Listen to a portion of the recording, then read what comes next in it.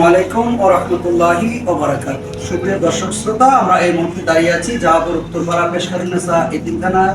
এতিমদের খাওয়ার অবস্থা চলছে, এর মধ্যে এতিমদের সাথে একটু সাক্ষাৎ করতে আসা। আপনারা যে যেখান থেকে দেখছেন আপনাদের সকলকে স্বাগত জানিয়ে আমরা এই কথাটাই আপনাদেরকে জানান দিতে চাই, শুধু ঢাকা থেকে এসে আমাদের এই মাদ্রাসার এতিমদের খাবারের ব্যবস্থা করেন। আপনারা যারা যে যেখানে দেখছেন, আপনারা চাইলেও জাহাপুর উত্তরপাড়া ইবতেদায়ী ও পেশকারুন্নেসা এতিমখানা ছাত্রদেরকে এক বেলা একদিন অথবা 2 দিনের খাবার দেওয়ার ব্যবস্থা করতে পারেন।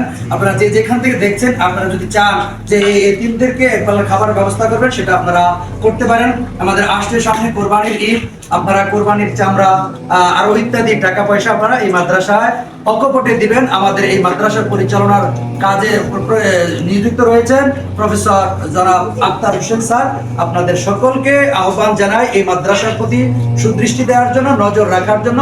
এই মাদ্রাসার ছাত্রদের যাতে সুন্দরভাবে পড়াশোনা হয়, খাবার দাবারের ব্যবস্থা, থাকা পড়ার ব্যবস্থা, আপনারা সকলে এই দিকটা একটু নজরে রাখবেন।